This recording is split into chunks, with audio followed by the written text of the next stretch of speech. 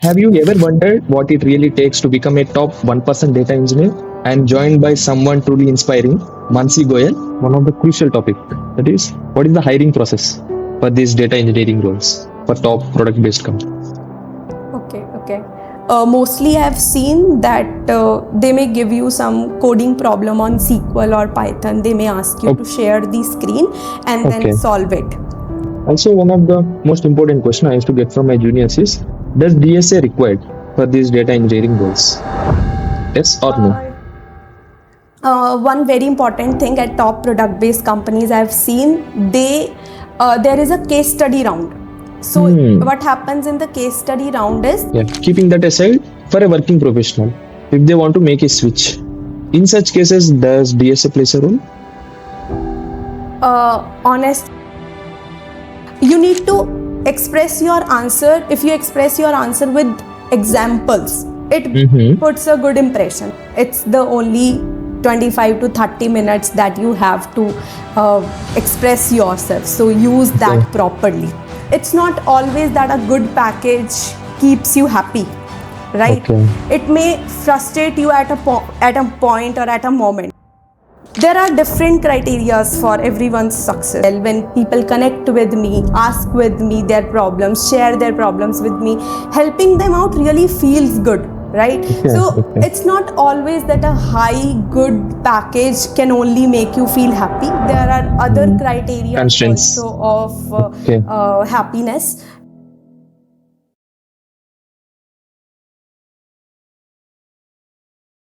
Hi everyone, welcome back to the another exciting episode. I'm Hrudayesh. Have you ever wondered what it really takes to become a top 1% data engineer? Or how professionals design large-scale data pipelines that power companies across the world? Well, today you are in for a treat. I'm joined by someone truly inspiring, Mansi Goyal, a senior data engineer with 3.5 years of experience in building scalable data systems. She has worked with top companies like Gemini Solutions and master tools like Airflow, Snowflake, dbt, Python, AWS, and so much more. Mansi is also among the top 1% of experts on TopNet, helping students and professionals grow in his data engineering journey. In this conversation, we are going to dive deep into her journey, her expertise, everything. And we'll explore real world data engineering challenges and also we'll uncover strategies that can help you to level up in your career. Hi, Mansi. Thanks for doing this. Thank you so much. Before we dive in, can you give us a little bit intro of yourself? Yeah, sure. So my name is Mansi Goyal. I am based out of Haryana. I have overall experience of 3.5 years in data engineering domain. And giving a little bit of my background, so I have graduated in 2022 from Punjab University, Chandigarh, and did my bachelor's in information technology. Then during campus placement, I got multiple offers from different companies like Accenture, Cognizant, Chaos, Gemini Solution. And then I joined Gemini Solutions as technical trainee, where I got exposure on the data engineering domain.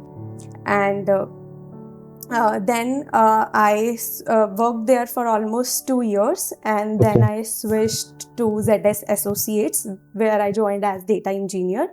And recently I have joined Tide as senior data engineer. So Tide is a UK based fintech company. So yeah, currently I'm working remotely here.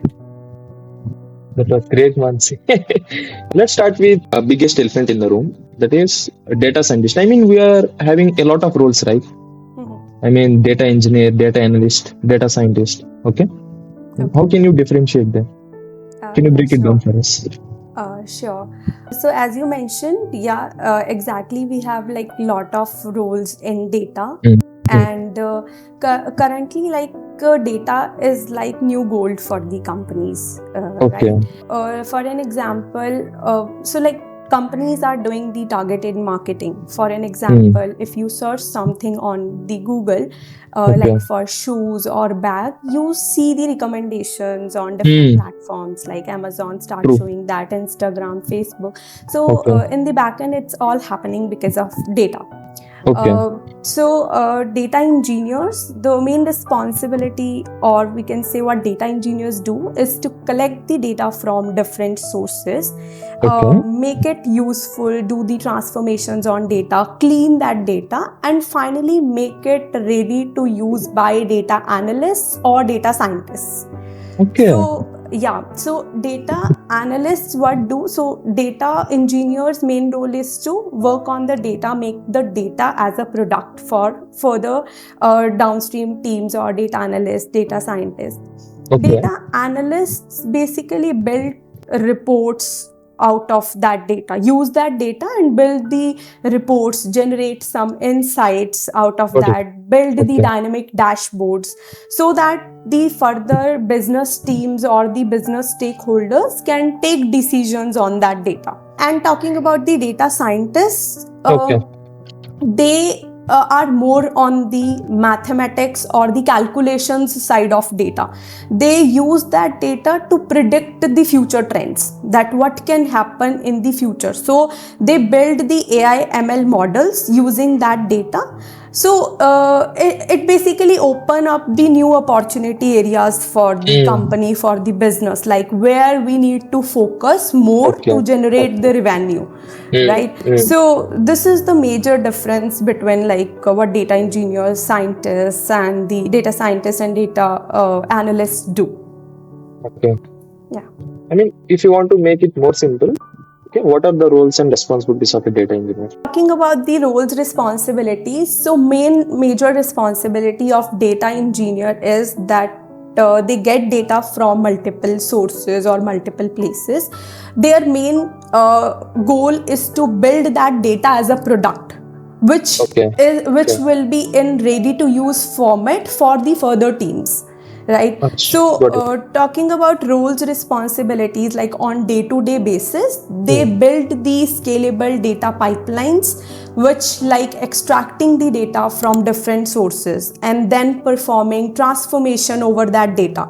Transformation here means cleaning of data, applying business logics on the data, and then storing it in a particular storage location into data warehouses. So whole data engineering revolves around ETL or ELT processes, right? So the other responsibilities also includes like connecting with or collaborating with the other teams, connecting with the business stakeholders to understand their requirements and then implementing that into the solutions. Some data engineers also create the dashboards. They create dashboards as well. And somewhere we use Airflow. Airflow is an orchestration tool. So they create DAGs, data pipelines over there. So these are the major responsibilities or the roles, I would say, of a data engineer. Whoever are watching for this first time, I mean, about these data engineering roles, we'll make it little more simple. What is data in simple terms? So data can be described as facts or numbers, like facts or the numbers that we have. So basically the major work happens like you need to study, understand data. So we have different domains of data. So in the particular domain, the data is, we need to understand that and then implement our solutions on it. It might be of any form, right? I mean, real-time data, stream data, everything. Yes. So we receive like data from different sources in various formats, in various files also, in various formats also.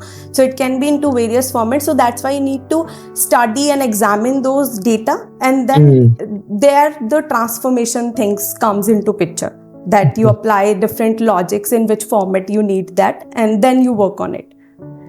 I mean, everything, every component, any text that has been present in this digital platform, everything that can falls under data. Yes. Any image, right? Exactly. Any image, text, video, any text or even songs, everything is the data only. What are some core skills every beginner need to focus on in this 2025 to become a data engineer? So if you see on the internet, there are a lot of tools that are in the market. So just briefing down what are majorly required. So number one skill that I would say is the SQL. on SQL, there should be a very good grip, or there is high demand of SQL experts in the market. The second one is Python.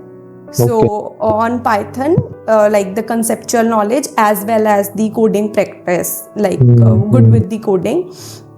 The next I would say is DSA. Like you should know good enough about the data structures, not like very deep, but like majorly on arrays, strings, linked list, dictionaries. You should know their working, as well as you should be able to do the problem solving.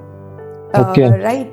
And the other is like big data technologies are lot in the demand right now. So you should be also a good to go skill. One is PySpark, Hive, Hadoop. PySpark. PySpark is lot in demand.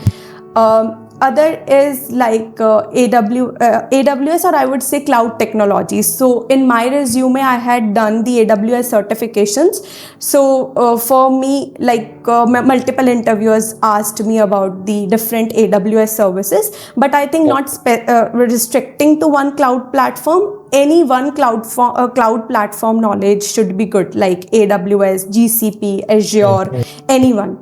Other than that, very important is data engineering and data warehousing concepts. So these concepts become very important and plays a very important role in the interviews also. And other than this, some of the tools like Airflow, Git, Looker. So if you add these tools also, so they will act as they will add an edge to your resume. So I think these are the major skills. Also, one of the most important questions I used to get from my juniors is, does DSA required for these data engineering roles? Yes or no? Yes, it's required. If I will say you need to prepare in the software engineering for trees, graphs, dynamic programming. But in data engineering, especially for freshers, because they do not have industry level of projects in their resume, so it becomes very important for them to have good problem solving skills. In data structures, you can do arrays, strings, linked list.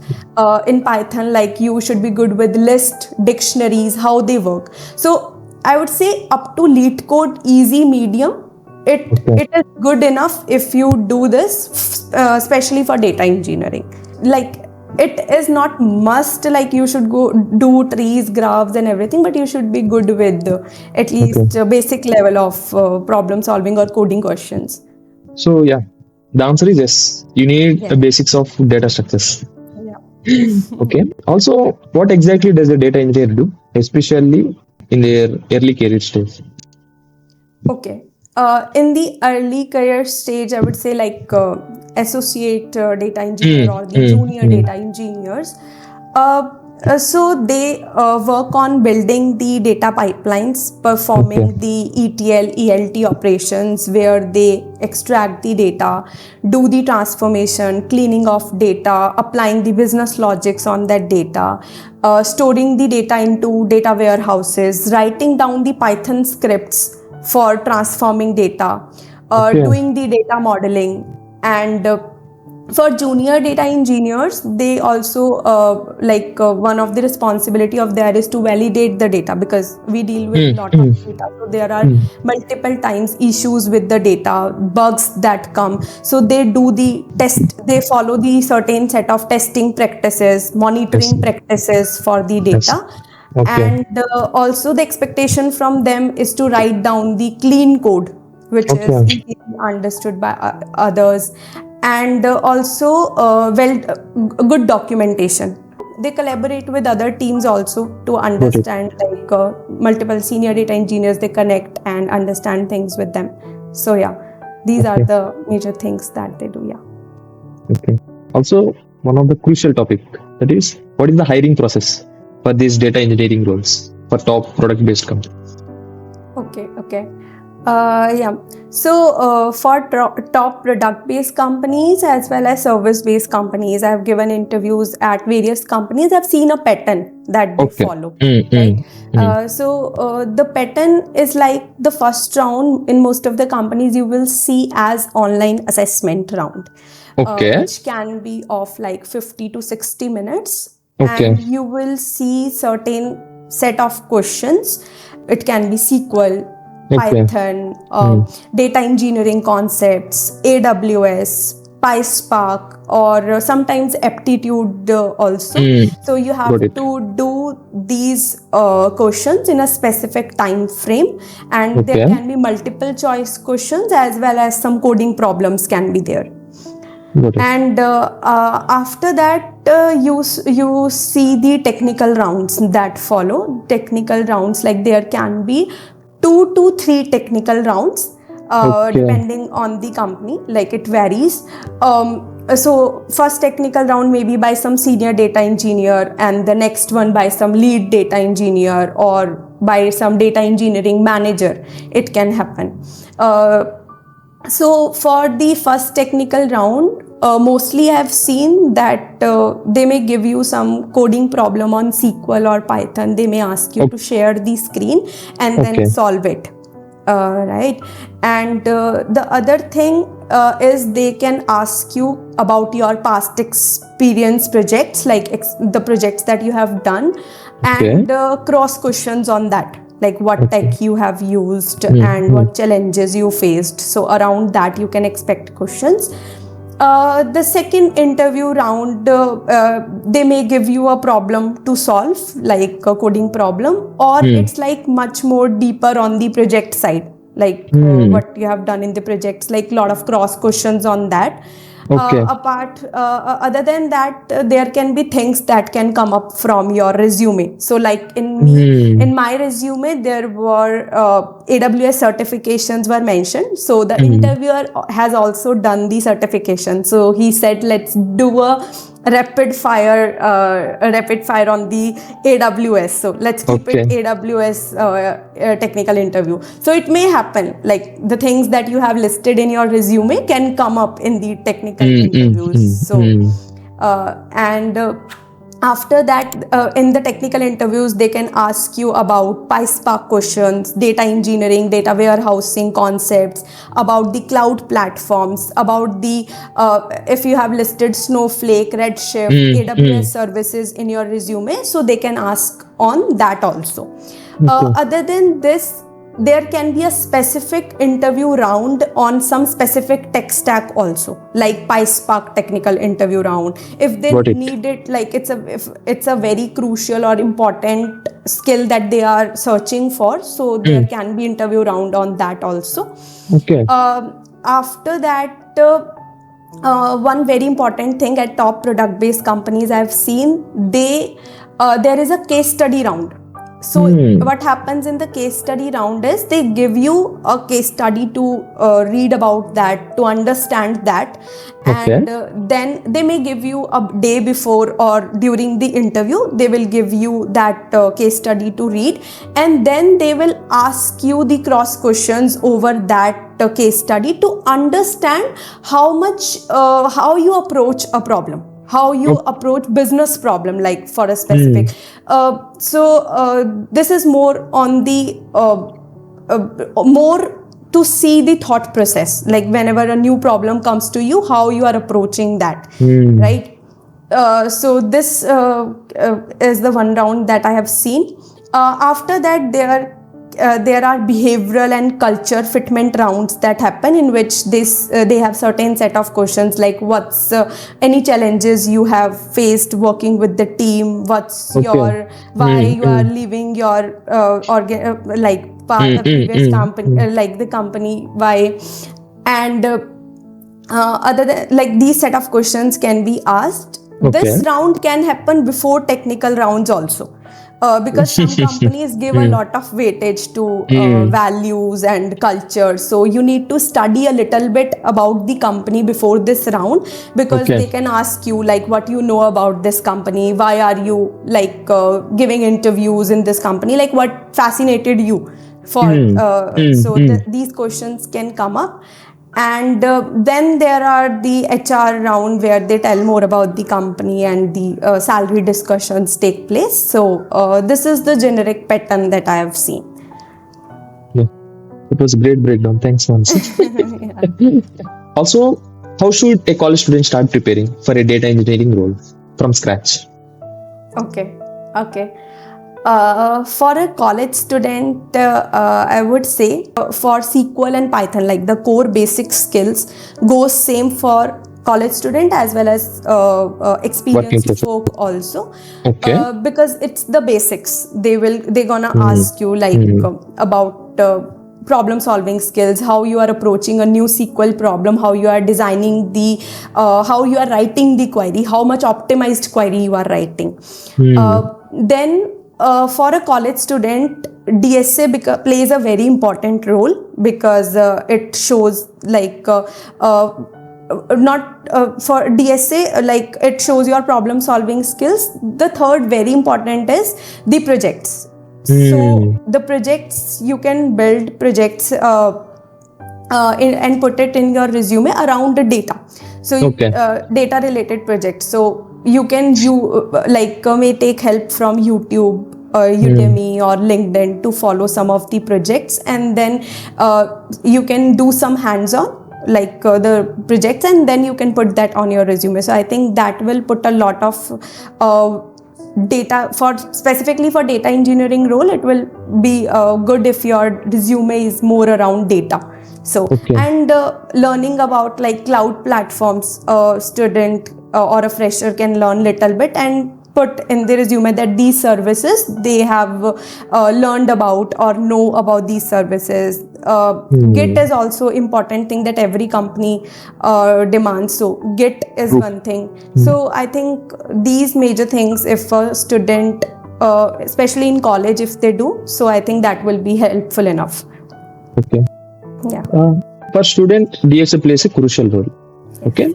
Yeah. Keeping that aside, for a working professional, if they want to make a switch with some 2 years or 1 year of experience or else 3 years of experience, if they want to make a switch from these support roles or else from any kind of background to these data roles.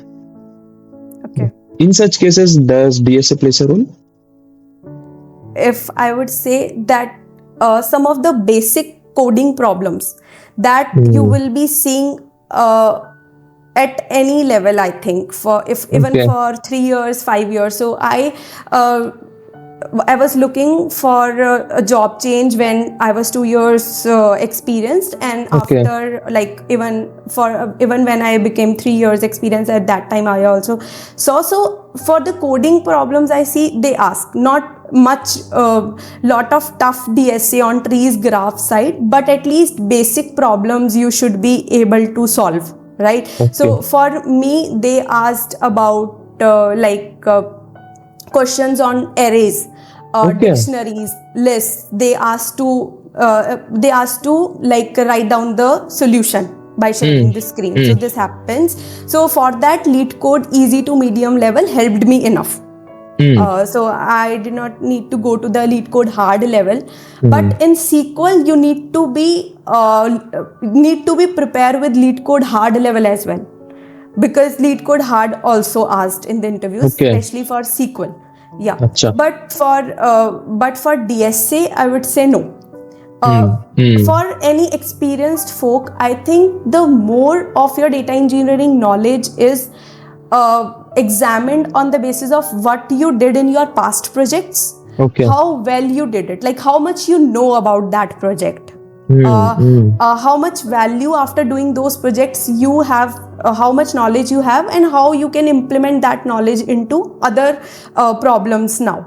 And this is one thing, projects. And the other thing is some of the scenario based questions. Architectural knowledge is judged more, like how you are now, how optimized or scalable solutions you are building now, you are able to build or frame now.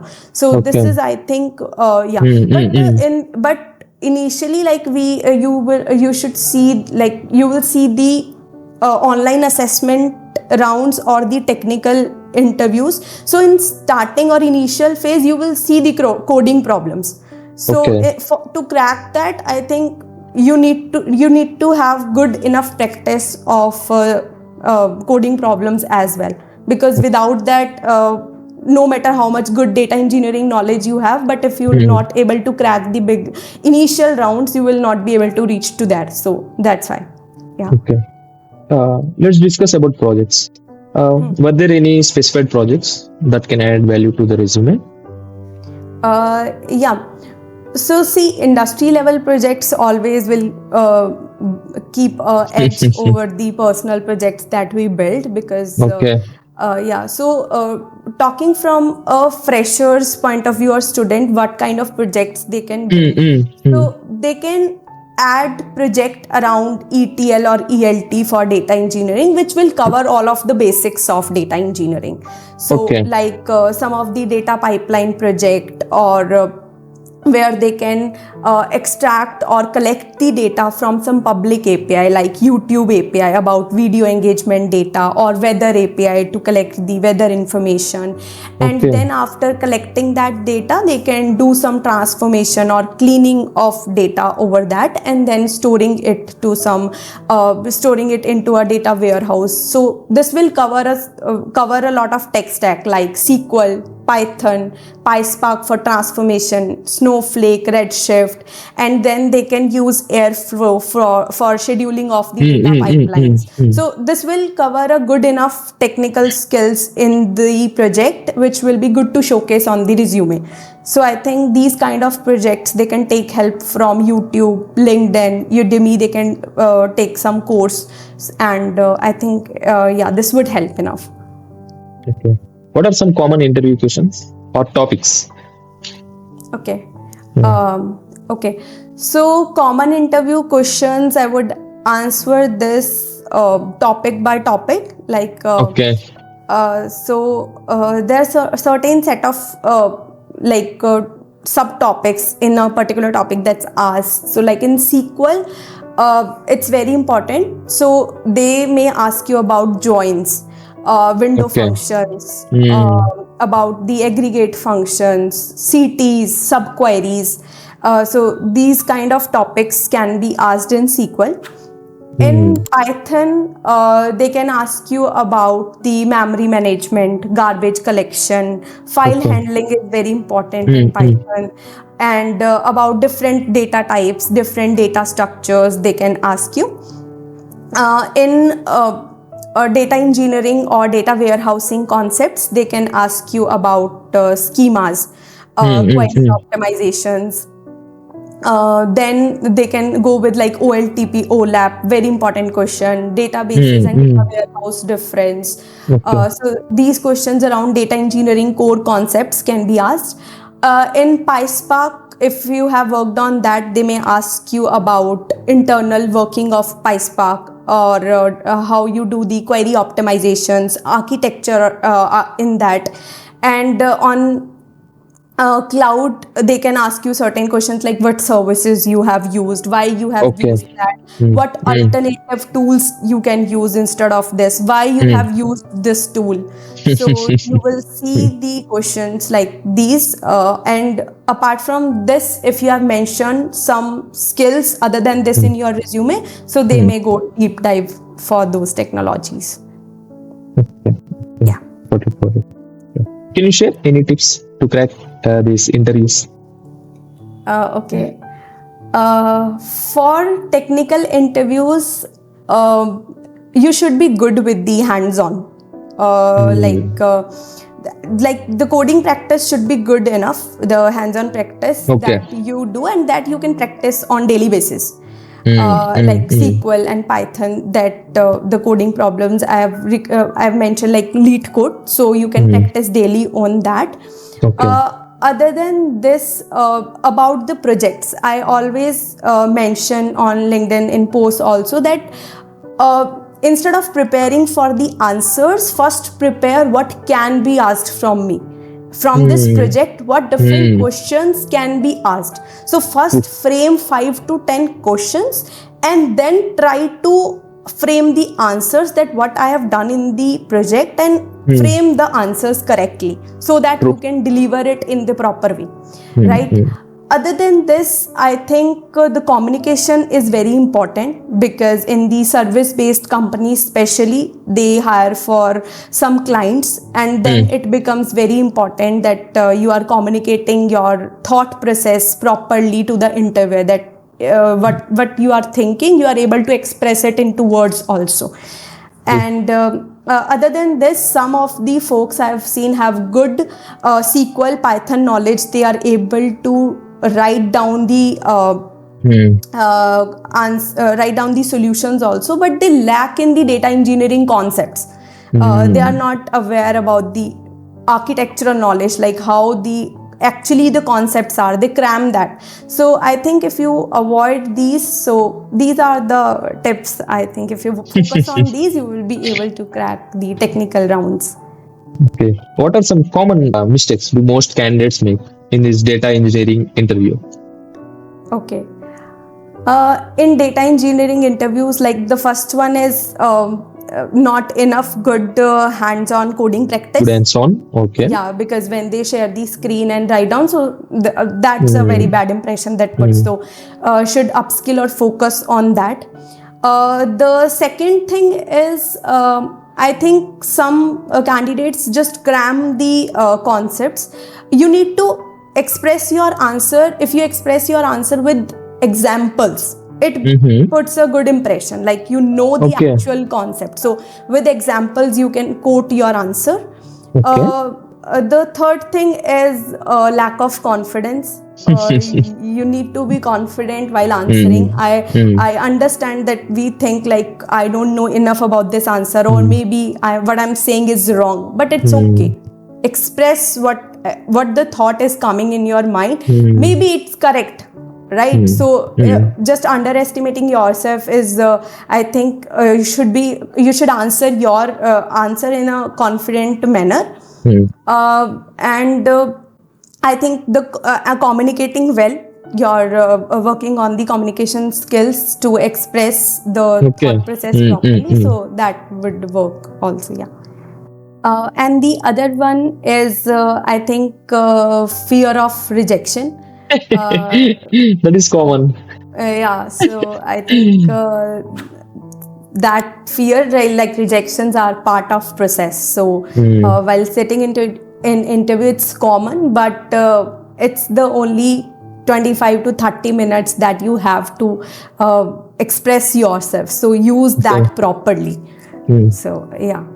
Also at that point of time, a lot of questions used to hit our mind, right? I mean, am I good enough? Yeah. I mean, whatever. All of this after the interview. Interview, give your best. I mean, a lot of questions, right? I mean, whatever the knowledge I have learned so far, does it sufficient? Yeah. This is very common. Any online resource or YouTube channel or any kind of platform you'd like to suggest for self-paced learning? Yeah, I did all self-paced self-learnings, like without paying like any paid courses or something. I think YouTube is very helpful in that. For SQL, I followed Namaste SQL. Sumit, there is also a channel of Sumit Mittal where he teach about all of the SQL concepts. And in the SQL, you can practice the SQL questions. And the platforms I used for SQL and Python is LeetCode, and there is a platform Data Lemur that I followed. For PySpark, there is a channel of Manish Kumar who teach PySpark videos on PySpark. So I think these resources will help. Other than this, if you want to take some course, so you can follow from Udemy or LinkedIn, you can go with that. Also, a recent trend called does AI take over jobs? Okay. I mean, how do you like to suggest this? Okay, I don't think so. There is a lot of demand of data roles in the market right now. And in the future, I also feel like it's safe. Reason is like we use different AI platforms, different tools like ChatGPT we use. So it fastens, eases the work a lot, our Okay. day-to-day, like the work that we are doing. But it can't replace the human need, like the high quality data engineers will be the requirement. So that's, I think, cannot be replaced. I mean, yeah, it can be of any field. You need to be in top 1%. You should not depend completely. Yeah, because see, for AI, we need data, right? ChatGPT or any AI tool. Got it. Okay. And that is given by data people or by so, and also software engineers or other people are also working behind this. So I think jobs or the need of, I think, high quality data engineers or software engineers will be in demand. But you need to upskill yourself on day-to-day basis, and so that you can compete the market also. So yeah. Okay. So you should not depend completely. You can take help. You can upgrade. The thing is, Yes. okay, AI is here to help us, right? Yes. Okay. So yeah, this is the wrap-up question. If you were in my shoes, what one question you would like to ask yourself? Just a second.